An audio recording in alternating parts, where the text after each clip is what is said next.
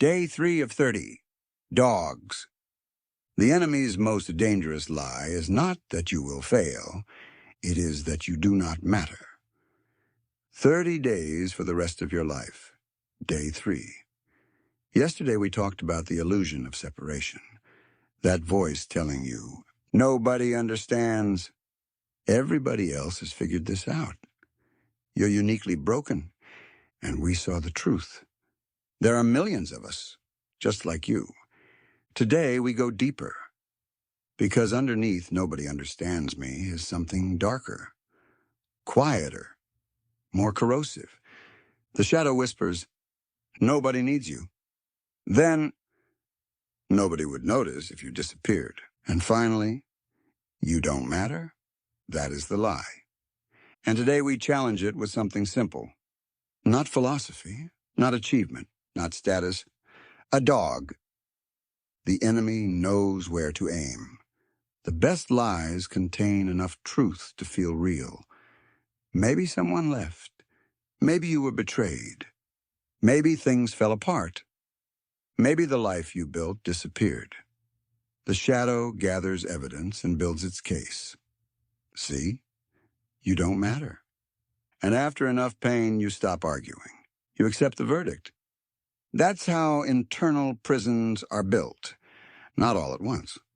Brick by brick, loss by loss, rejection by rejection, until the prisoner starts building the walls himself. And then something scratches at the door. The dog doesn't know your story. Open it. There he is. Tail going absolutely insane. As if the greatest event in history just occurred. Yeah, you came home and that's it. You. It doesn't matter what kind of day you had. Failure, loss, emptiness, none of it registers. Your dog has reached a different conclusion. This person is extremely important. He doesn't know your resume, your status, your mistakes, your reputation, your followers, your failures.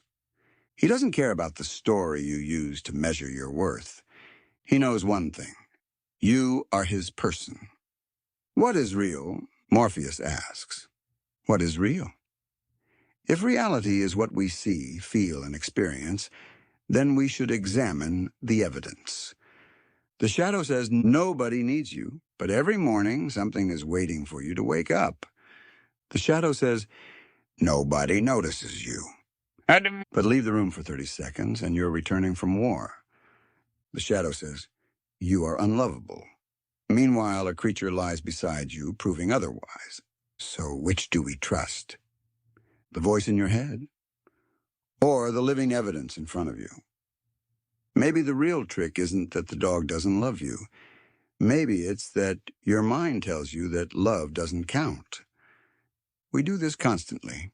Love appears, implies, doesn't count. Kindness appears, implies, doesn't count. Need appears, doesn't count. But rejection?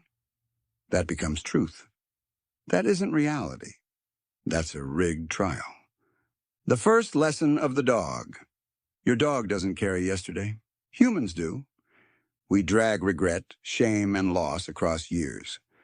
Dogs don't build autobiographies of suffering. They wake up and ask, what are we doing today? Walk? Good. Food? Good. Sunlight? Good. Car ride? Best day ever. Same world, same routine. Yet total presence? No yesterday, no tomorrow, and just be here. You think you are taking care of the dog. You feed him, you walk him, you provide shelter. So you assume you are the caretaker. But watch what happens when your life collapses. You stop getting up. He still needs to go outside. You lose structure. He still needs food. You withdraw. He drops a ball in your lap. You isolate. He demands a walk. So you go. You open the door. Sunlight hits your face. You breathe and you laugh for a moment. You didn't plan healing. You were just taking care of the dog. Except the dog was taking care of you. Responsibility is an antidote to meaninglessness. We're told meaning comes from receiving. More money, more validation, more comfort. But meaning often comes from the opposite. Something needs you. food to give, water to fill. A life that depends on your presence. You stop asking whether you matter. Because dinner is at 6. A living creature has overridden your existential crisis. Meaning isn't always found. Sometimes it is something you become responsible for. The biology knows first. Research on human-dog interaction shows links between bonding, stress reduction, and attachment systems, including hormonal responses like oxytocin. Findings vary, but consistently point to measurable effects of companionship and social support. PubMed. Studies on loneliness also suggest companion animals can reduce isolation in some groups and increase social connection opportunities. PMC. We didn't need the science to know it. We already knew. Sit with a dog, touch its head. The room changes, nothing changes, and everything does. No language required. Humans overcomplicate everything with words. Try explaining grief. Try explaining betrayal. Try explaining loneliness. Language breaks. A dog doesn't ask for explanation. He just comes over, lies down, presses his head against you. No analysis, no judgment, no advice. Just I'm here. Sometimes that is enough. The 5th element. Day 1, gratitude. Day 2, connection. Day 3, love, not transactional love, not conditional love, not I love you because you are useful, but something simpler. I am glad you exist. That's it. No performance required, no improvement needed. Just you came home. And the world is better. The enemy's worst lie. Return to the core claim. You don't matter. But lies collapse under evidence.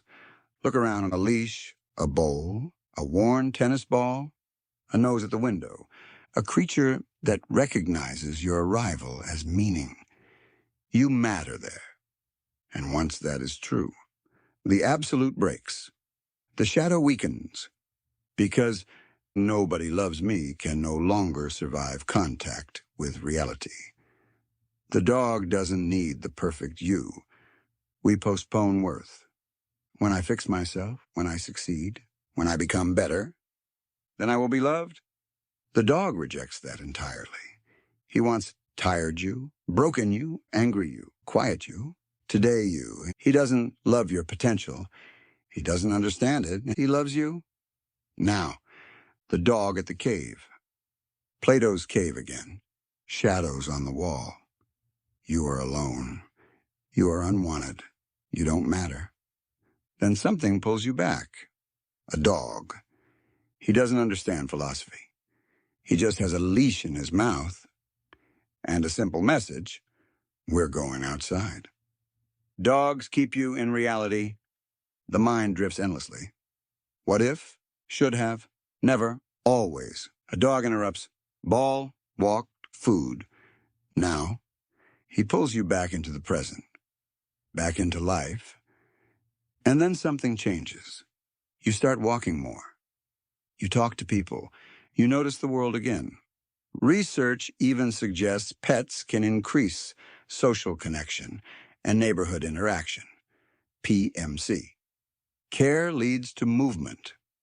Movement leads to contact. Contact leads to life returning. Small things rebuild everything. What if you don't have a dog? Don't force it. The lesson isn't ownership, and it's responsibility. A dog is just one form of it. Meaning grows wherever something depends on you. Day 3. The assignment. If you have a dog, put the phone down. Walk without distraction. Watch what he notices. Then notice what you notice. When you return, sit with him. Hand on his body. And remember, to him you are not insignificant. You are home. You are safety. You are life. And if that is true anywhere, the lie is already broken. The message. One day you will understand the cost of this bond. Dogs don't live as long as we do. Love guarantees loss. You can avoid that pain. Never love anything. Never attach. Never care. Perfect safety. Empty life. That is the trade. Avoid pain by avoiding love. Or choose differently. Love anyway. Because grief is not proof of mistake. It is proof of meaning. And maybe the dog was never just teaching you that you matter. Maybe he was teaching you. You are capable of mattering. 30 days for the rest of your life. Day 1, gratitude. Notice what remains. Day 2, a connection. Notice who remains. Day 3, dogs. Notice who needs you. Maybe purpose isn't something you find. Maybe it's something you do. Fill the bowl. Grab the leash, open the door, walk, be here. And when the shadow returns, you don't matter. Look at the creature waiting and understand. That statement is already false, because something in this world already disagrees, and it is sitting at your feet. ICT, the real war is within. Ideas are bulletproof.